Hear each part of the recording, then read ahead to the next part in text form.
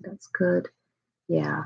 It's actually having to do with soft life. I've been wanting to do a video about this for some time. So hopefully, if I have time at the end, although I have three really robust questions, I think, or layered questions. And so I think that, well, I wouldn't be surprised if I would have to do a separate video for this concept of soft life. You guys may have heard about it or may be familiar with it. Um, it's kind of a conversation that's pretty popular these days, especially among like social media influencers and the like. And I guess not even just social media influencers. Why can't I say that word? Social media influencers, but also um, like everybody that's doing anything is talking about soft life. And I have my own take on it. So I'll probably share that with you guys if I have time. So last week, hopefully you guys didn't miss me too much, but we were traveling last week. And when I tell you I was exhausted last Monday, I was absolutely exhausted. And so, what am I looking for? I was absolutely exhausted. And so I did not record last week. I feel like I'm looking for something. I can't think what. Can't think what. Yeah. Oh, my headphones. I know I was forgetting something, guys. Bear with me, please. I think I would have had them right next to me. So let me pause you. Well, I can't pause you guys, but let me step away for a second and I will be right back. I just don't want any background noise and I'm already starting to sweat, so I know I'm going to have to turn my fan on. But you guys don't care about all that. Give me 2 minutes. I'll be right back.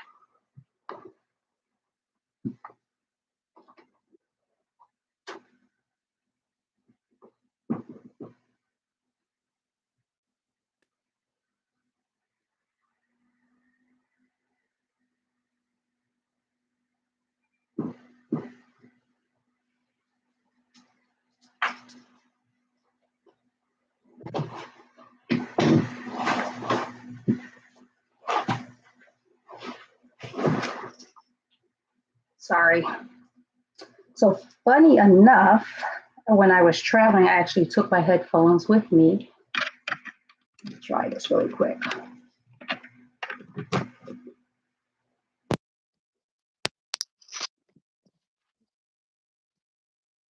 Okay, here we go.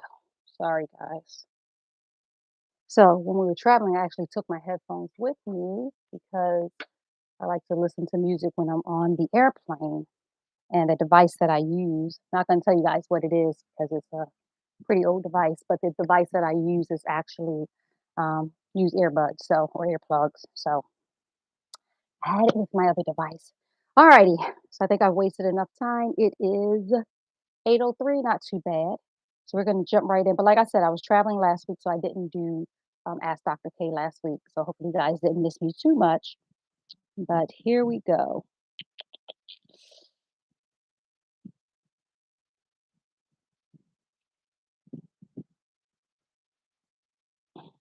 Okay. Sorry. Here we go. So, dear Dr. K, I'm in a long term relationship and it's been very difficult. He cheated, had two children, and lied about his past education, life experiences, etc.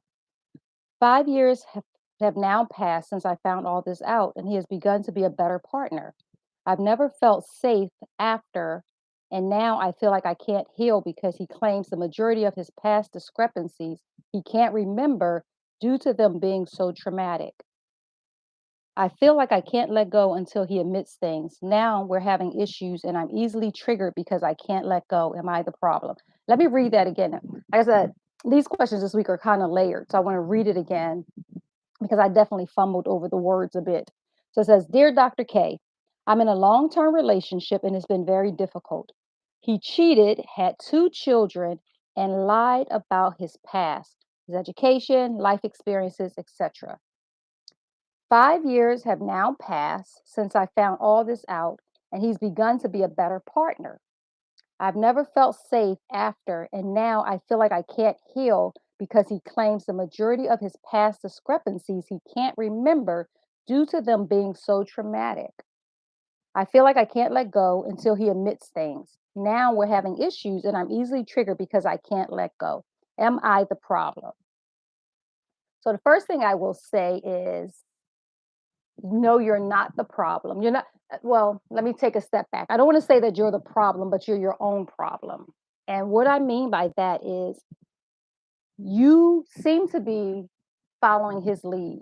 So whatever he's doing is like you're trying to just fall in line with whatever he's established.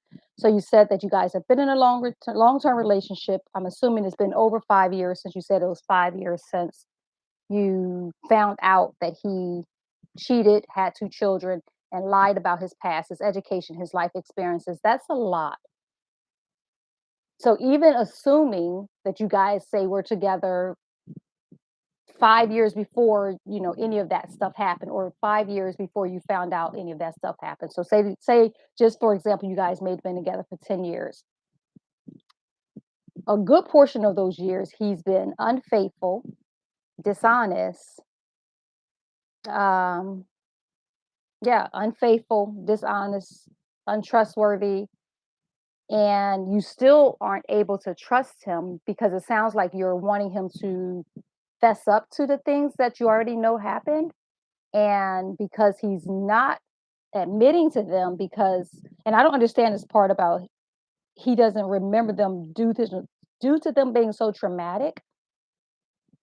I can't heal because he claims the majority of his past discrepancies he can't remember due to them being so traumatic. So I'm assuming the discrepancies is the unfaithful, um, dishonesty.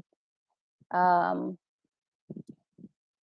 yeah, I'm assuming that's what's been traumatic. Is that traumatic for him or is it traumatic for you?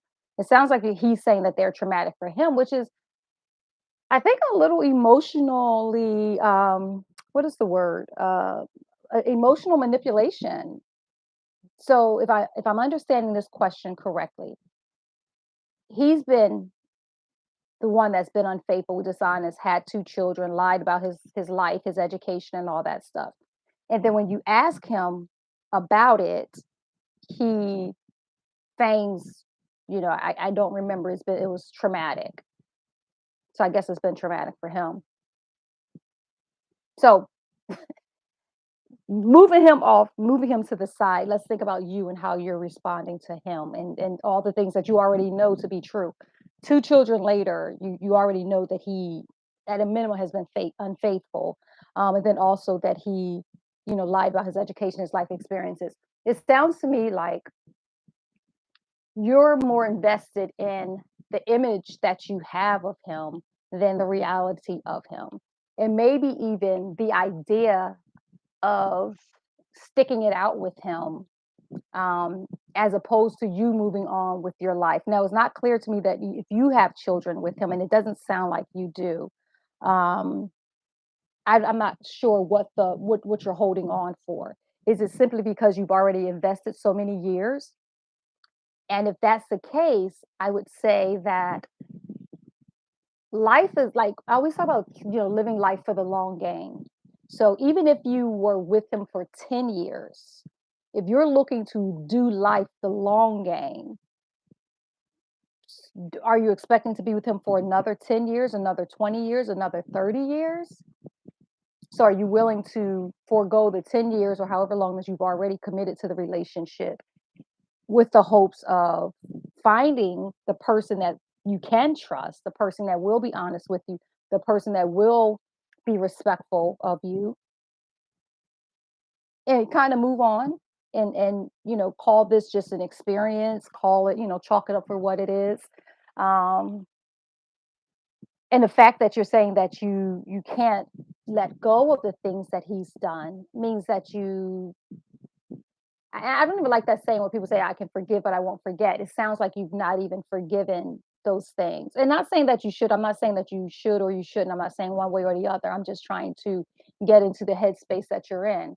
If you've not forgiven him, and you find it hard to forgive him, then my question is simply why continue to even try to push through with this relationship? Um, so when you ask, are you the problem? That's what I mean when I say you're your own problem, because the only problem that you have to solve is for you. What do you want to do? You're not solving for him. You're not solving his indiscrepancies. You're not solving his dishonesty. You're not solving, his uh, lack of, his, going out and having kids while he was in a relationship with you. You're not solving for those things. Like those are his issues to solve. It's his issues to work through the why he showed up in that way for your relationship. Those are his issues to solve.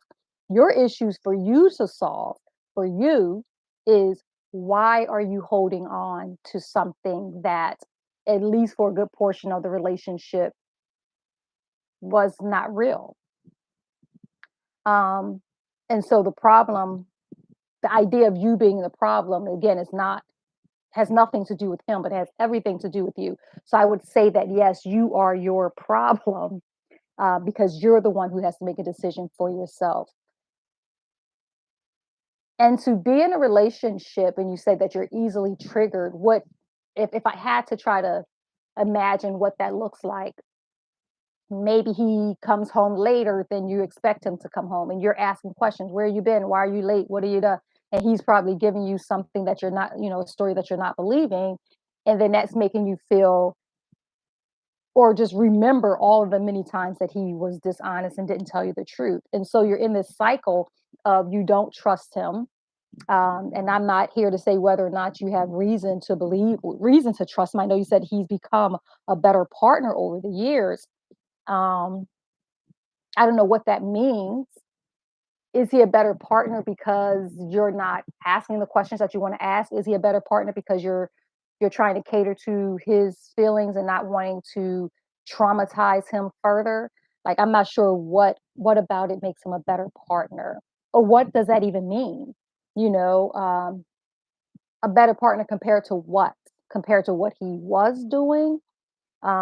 Is he better because he's not doing the things that he was doing, or is he better because he's better for you? It doesn't sound like he's better for you, because you said that that you're having issues and you're easily triggered, and he won't admit to the things that he's done. So it doesn't sound like he's better for you. It just sounds like maybe he's not doing the things that he was doing before. And in that case, I would put the onus 1,000,000% on you, for you to decide what it is that you want to do. Again, I don't know if you have children with him, so maybe that's a factor if in fact you do have children with him. I don't know if you share like responsibilities like a mortgage or bills or whatever. If you share anything with him, that might be a factor that you have to consider. But all those things aside, there are women who have had more, um, and who have had to make harder decisions. So I think at this point, you may have to just make a hard decision, but make the decision for yourself, um, and do what's best for you.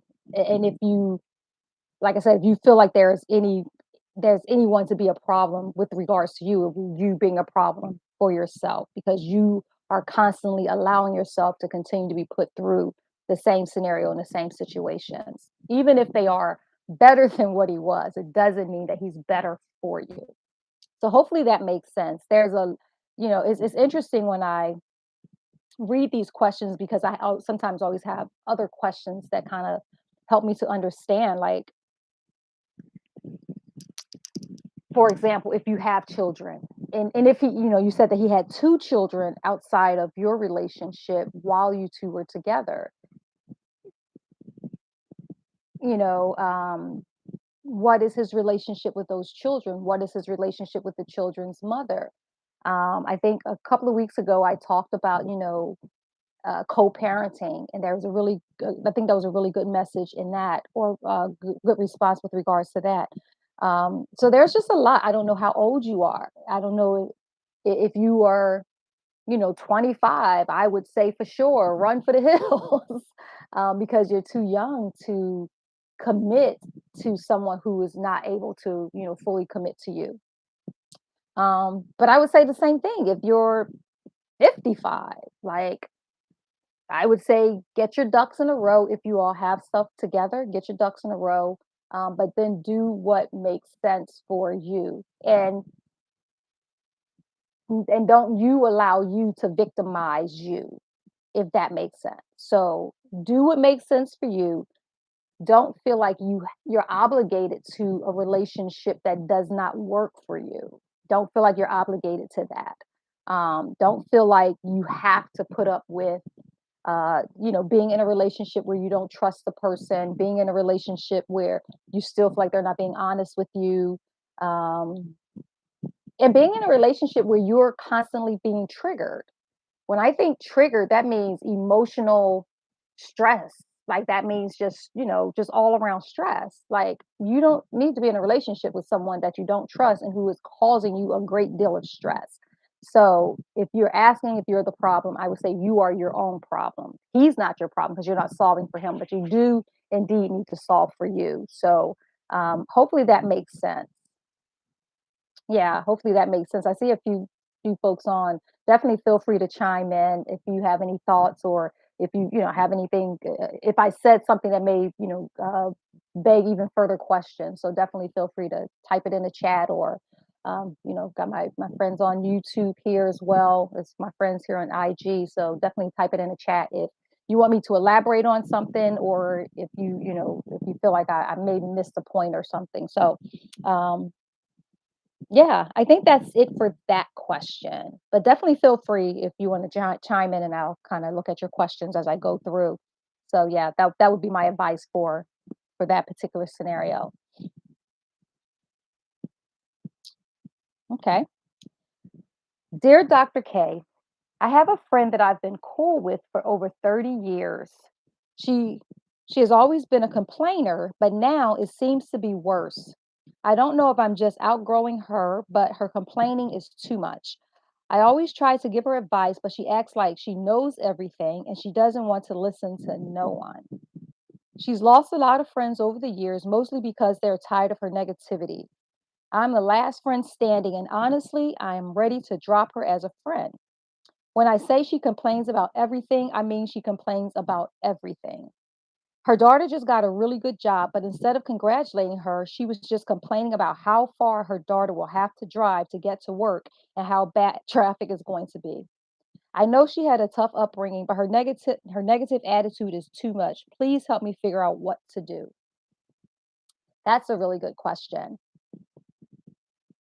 So she's been your friend for over 30 years. One of the things that I often do is like I look for those context clues. And so you're saying she's been your friend for over 30 years, which means that you guys are at least 30. And she has a daughter who has a job. So that means her daughter is at least 16. So I'm assuming that she's at least, let me see. I mean, she could have had a daughter at 15, 14. But I'm going to give the benefit of the doubt and just say that she's at least 40. Okay. We'll just, yeah, split the difference and say she's at least 40. So I'm assuming your friend is at least 40 and she has been complaining all her life. She's lost a lot of friends because of her complaining. And you're about to drop her as a friend because you were tired of her complaining. One thing I would ask and wonder rather, not even ask because I don't have the benefit of asking the question, but one thing I wonder is have you ever had a conversation with her about complaining?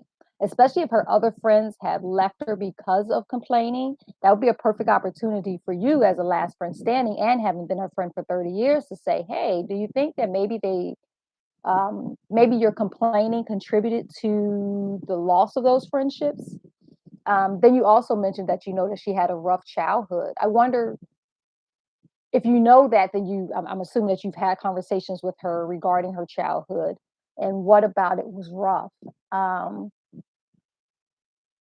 and then maybe talking to her from that perspective, or even encouraging her to talk with someone. I don't know if she's ever had therapy, but maybe, encouraging her to talk with someone so that she can talk through the challenges of her childhood, because that could be a separate issue, but it could be why she views the world the way that she views it. Some people for sure see the glass always half empty, and some people see it half full. Sounds like she's a half empty kind of gal.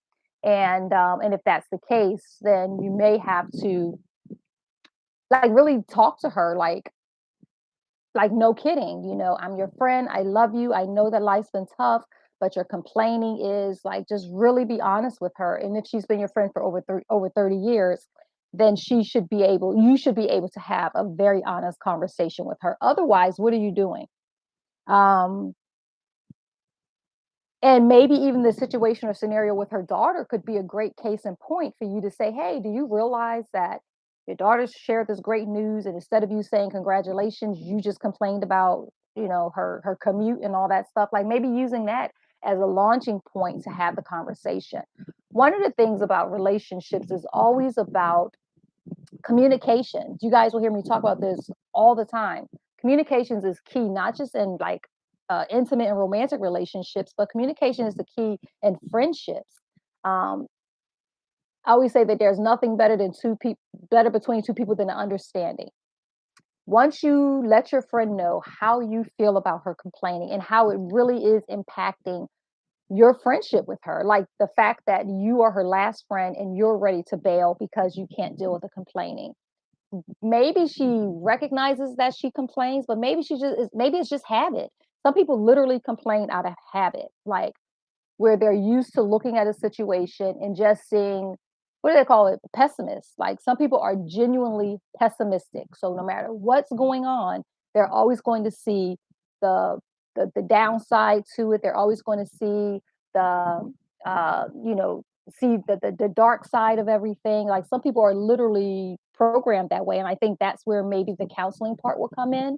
If you can have that honest conversation with her, encourage her to maybe sit down and talk with a therapist, really, tap into her childhood and find out if that pessimistic kind of mindset, if it came out of childhood. Is it something that derived out of, her upbringing?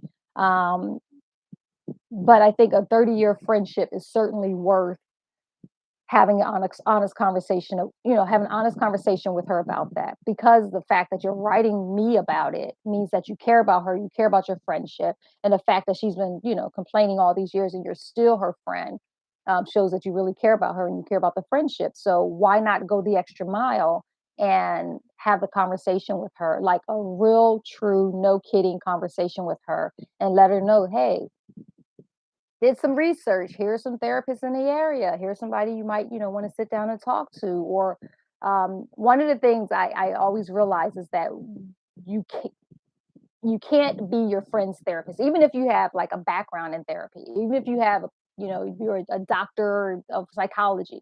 You cannot be a therapist to your family and friends, because either you're not going to have the grace that is necessary to walk them through their situation, or they're not going to have the reverence and respect for your title, your position, to allow you to walk them through their situation. So there are some things that you can do as a friend, but then there are other things um, that only like really a specialized therapist could probably help her uncover and unpack. So I would, try to go hand in hand in working with her in that way, letting her know how you feel on all honesty, using her daughter's scenario or situation rather as a case in point to say, hey, did you realize? Um, and then, recognize the fact that, that complaining can really be like a character trait. Like pessimism is a real thing, glass half empty, mindset is a real thing. And sometimes people really just are in a habit of complaining. So no matter how things are going, there's always going to be a cloud over them. So um, let's see. Yeah, I mean, that seems pretty cut and dry. Hopefully that advice was helpful.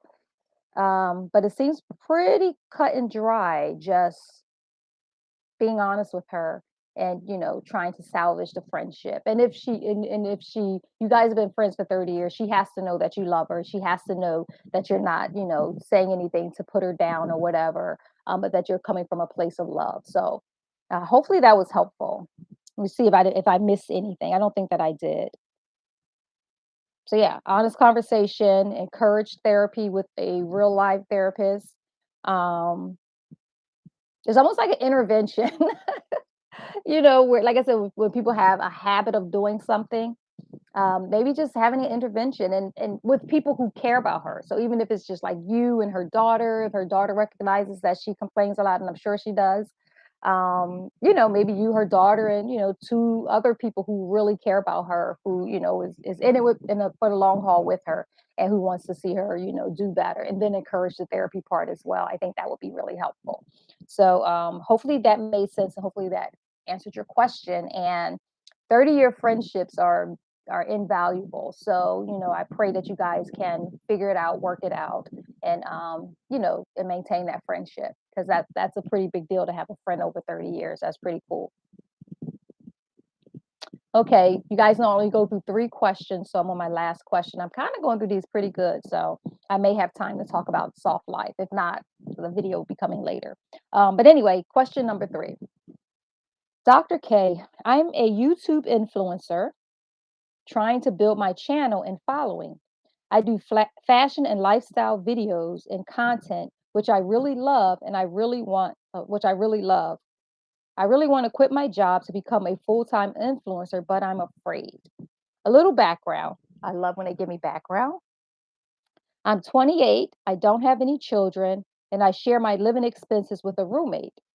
I did the math, and I believe I can cover my expenses with the money that I make as an influencer. And I think I could grow faster if I'm building my channel full time, which will result in even more money.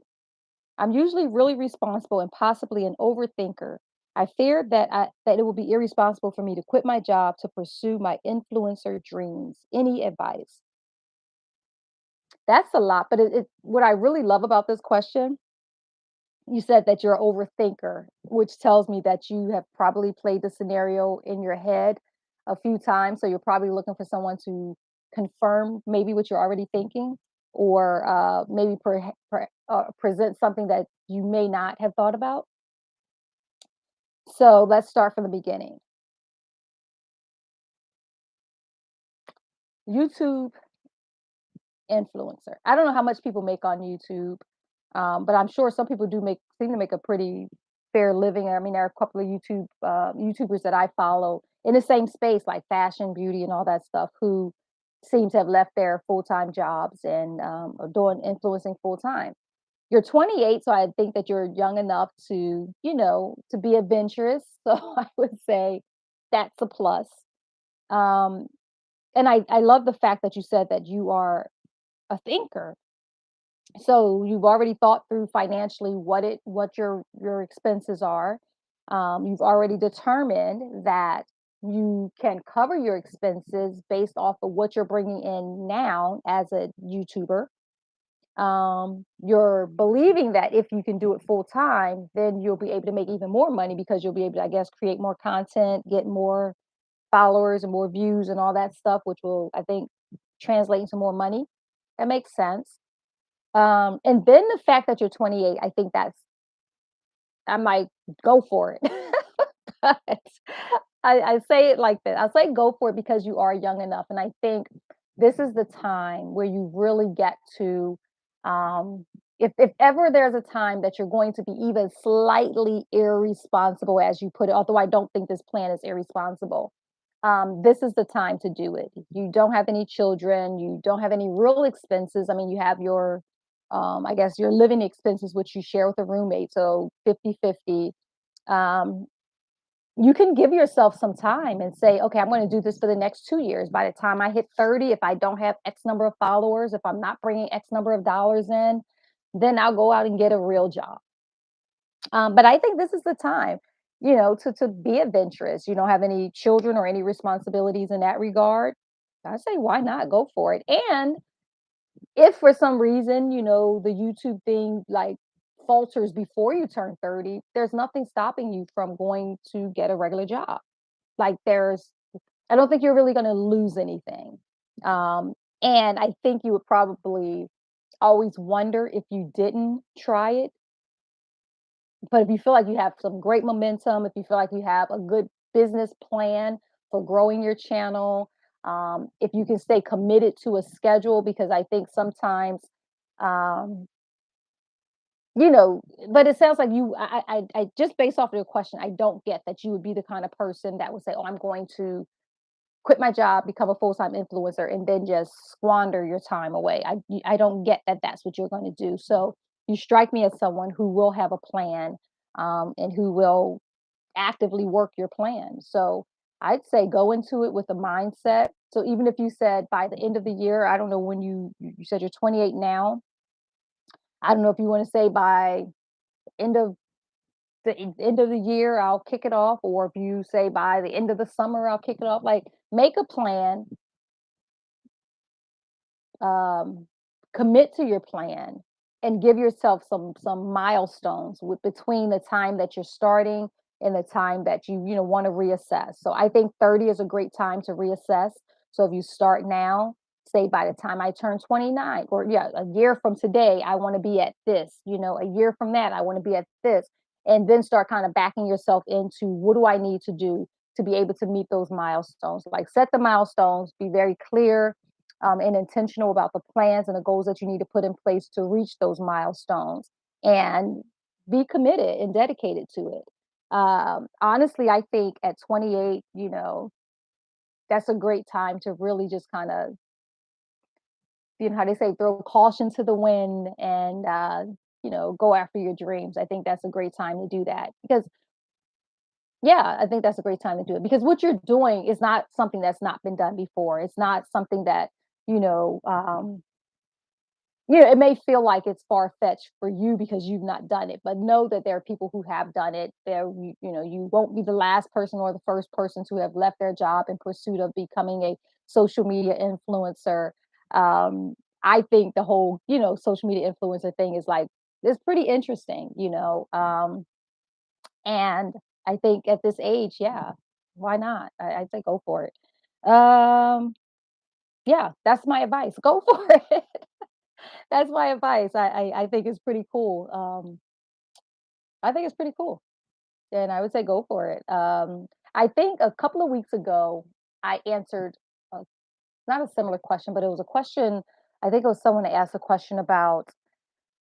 I think they were like trying to break into like I think a makeup industry. I think it was, and I had some really good advice in with regards to that, with regards to getting mentors and connecting with people and getting, in that industry and in that space, and, making, networking within that space, and, making friends and allies within that space, people that can, share their, whatever with you, share their experience, share their growth plan, all that stuff. I'll tell you, even for my, I don't want to say my little, I have to stop saying that, but even for like girlfriend therapy, I've gone through a lot of different changes over the years, and 'cause even now, still looking to reconsider and trying to figure out how to rebrand and all that stuff. And one of the things I love is talking to other people who have brands, who are building brands, and we just kind of have coffee over a Zoom meeting. So that could be something that you can incorporate, having coffee over a Zoom meeting just to say, hey, how are you going about doing this? Or what are your plans? Or what is your experience with this? Like a lot of people are on Thread. And so that's one of the conversations I've been having with, some of my, brand builders, or, entrepreneurs or whatever. So that's one of the conversations I've been having. And finding out what works for me and my brand and what it is that I'm trying to build and where it is that I see myself going. So, definitely go for it, have a plan, make connections, get a mentor if you can. I just realized even that another young lady that I follow she's phenomenal. Like she's absolutely phenomenal, and she's like in the beauty and healthcare, not healthcare, the beauty and fashion space as well. And she has a full time job, and she talks about why why she doesn't wouldn't quit her job, but she's like really doing well on the influencer side as well. I mean, she has what is it like brand deals, and she seems to be, bringing like a lot of good money in, but she has a finance background as well. So she's really organized, and I mean, she's phenomenal. But she's really organized, and she, divides her time, and she, budgets and all this good stuff. She's married with a child, but she really kind of looked at what it is that she's doing, and made it work for her and her life and her family and her lifestyle. So that's the thing I would say for you, look at what it is that you want to do. How does it work for you and your lifestyle and where you are and where you're trying to go? Make plans around that. Connect with people who are doing similar things that you're doing. Learn their experience. I am a huge proponent of mentors. You guys will hear me talk about mentors all the time, no matter what the question is. I will say mentor, mentor, mentor, mentor. So that would be my advice, but that's super exciting. Go for it. I tell you one thing, if COVID didn't teach us anything else, it taught us that life is short. Tomorrow is not promised. Planning, meh, be flexible. That's what it taught us, to be flexible. So I think it's really exciting.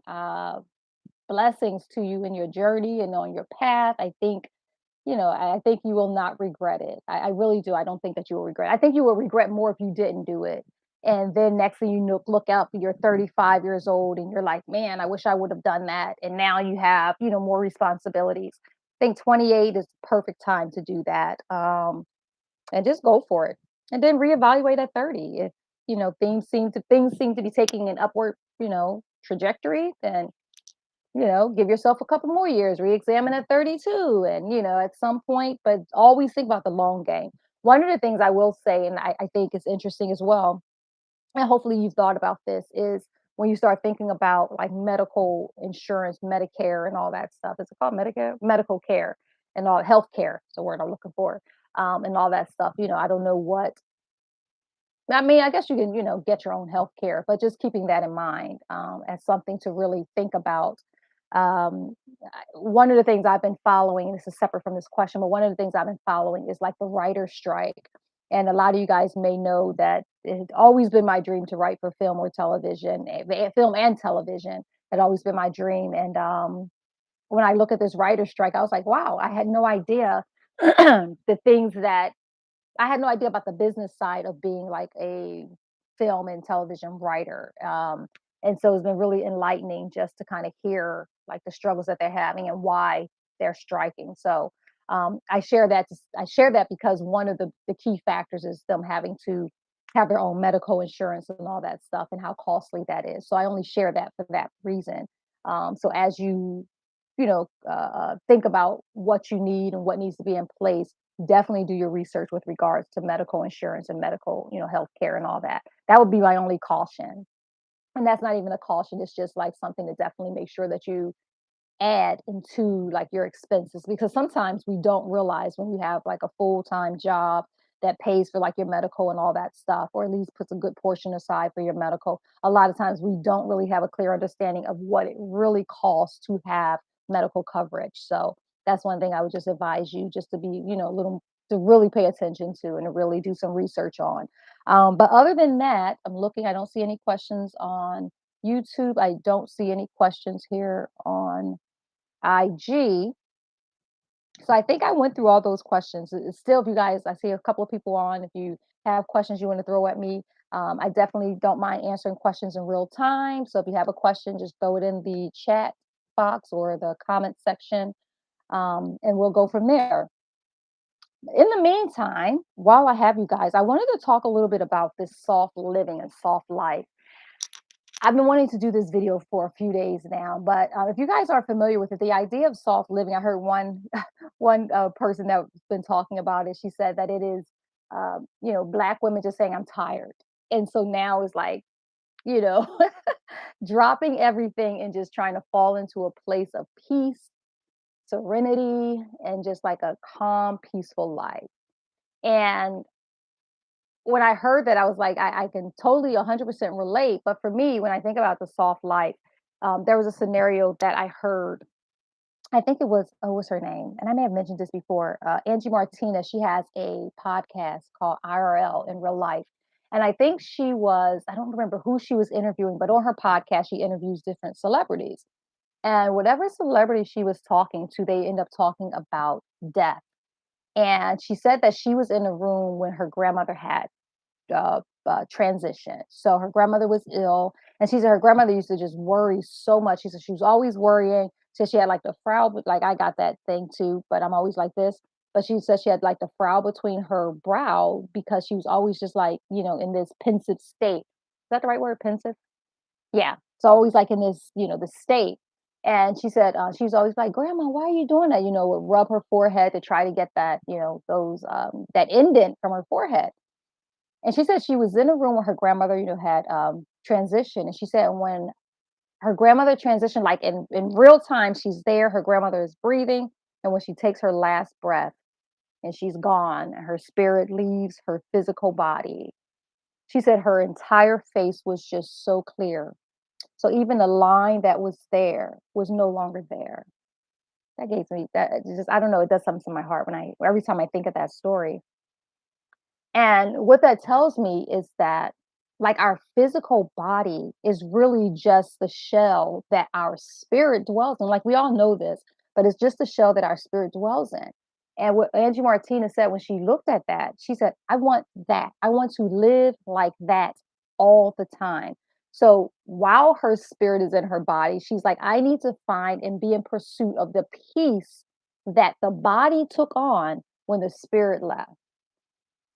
So you guys think about that. The peace that the body took on when the spirit left.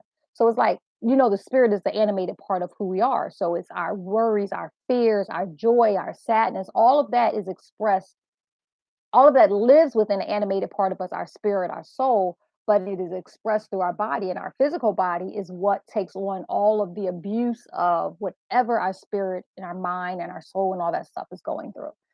So I thought that was really interesting. So her prayer for herself was that she walks in that state of peace that the body felt when the spirit left. So really having that peace in your spirit. And this is where I'm going to get, a little bit into the spiritual things when we talk about, how God designed us and how God created us. Um, the scripture talks about, when we walk in the spirit, we will not fulfill the desires of the flesh. And we understand that we're three-part being, we're mind, or we're spirit, soul, and body, right? Our spirit is the godly connected part of us where we put all our trust and all our faith in God, and we read his word, or we understand spiritually that there's something greater than us, something bigger than us, that we're here for a purpose, like where we take in all of this ethereal kind of energy. Our soul is what really connects us to the world. It's like the things that we desire, the things that we imagine, the things that we want, the things that frighten us, the things that, all of those other worldly kind of connections, but they're still expressed through the soul, but they're still expressed through the body.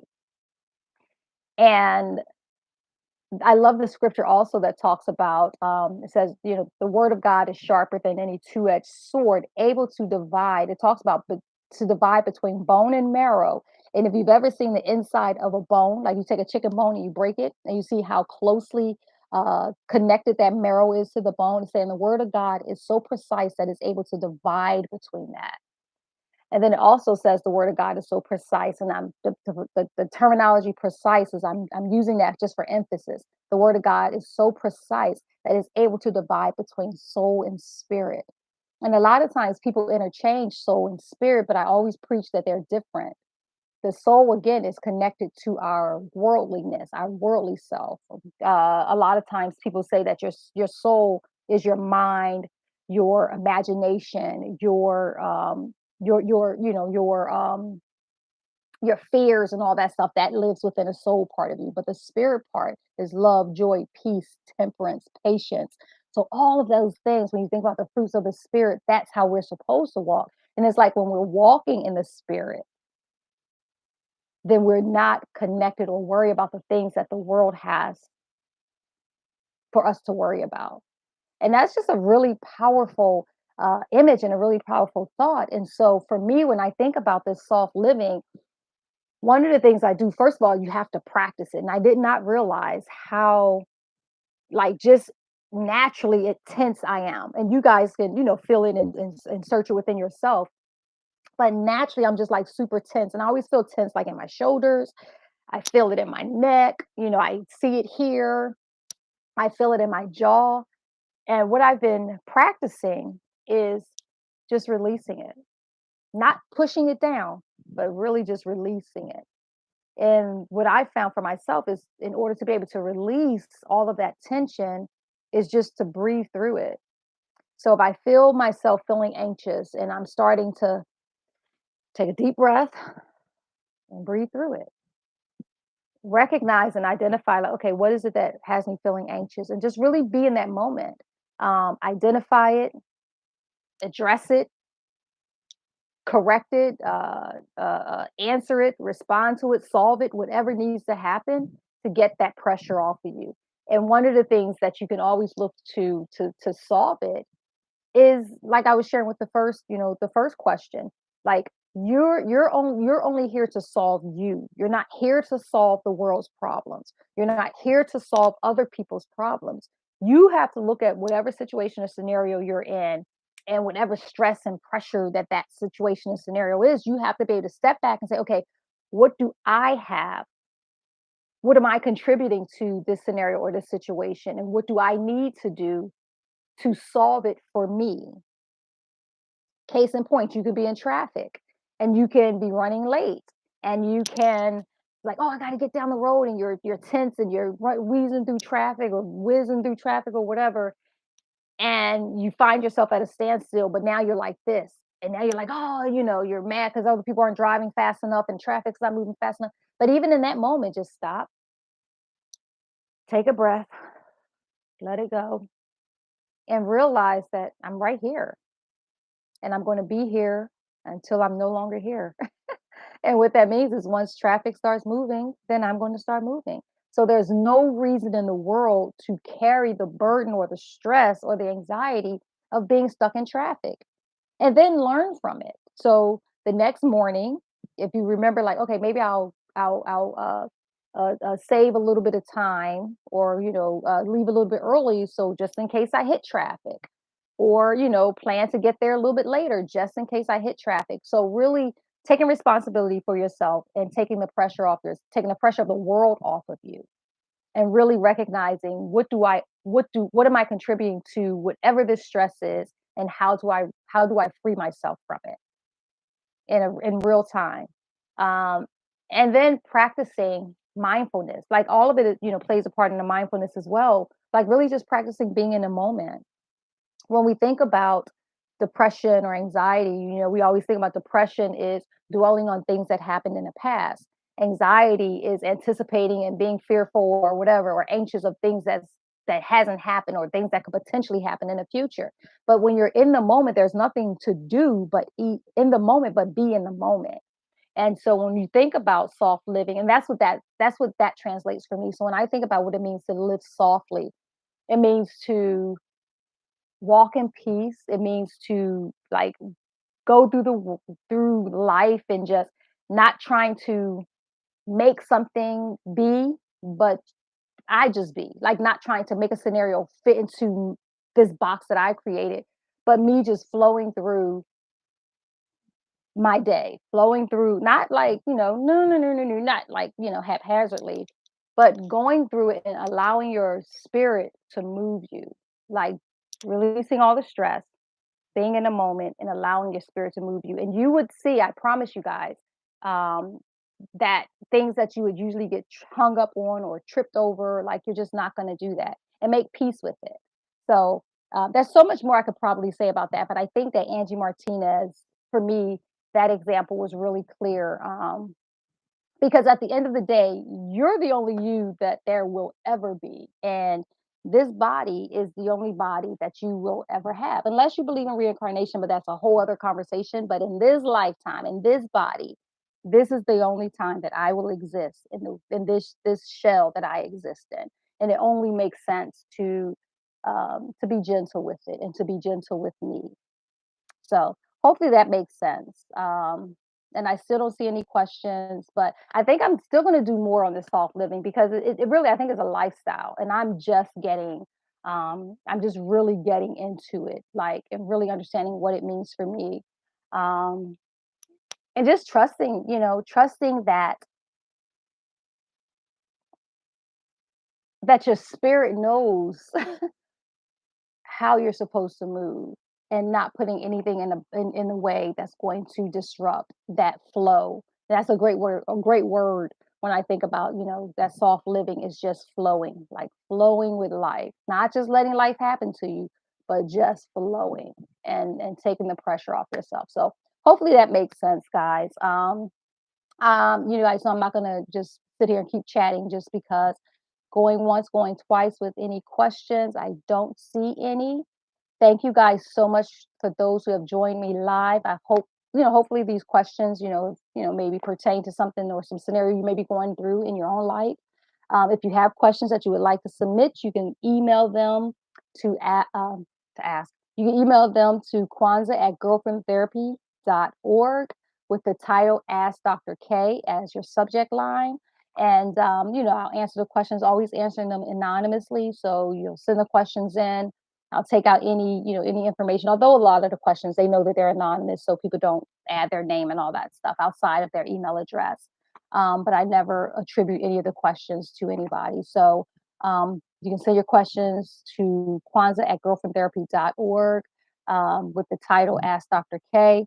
You can also go to our website, girlfriendtherapy.org. And I'm trying to see, you can go to the website, but the only thing that's going to do is give you the email address. So if you write the email address down, then you'll be fine, and be able to get to me. But I do this every Monday at 8 p.m. Eastern Standard Time. And, we'll continue to do this IG Live as well as Facebook Live. And I'm working on some other things in the background too, but we'll get there when we get there. But thank you guys so much for joining me. Thank you for tuning in. Got to figure out how to exit all this stuff. But blessings to you guys. And until next week, blessings.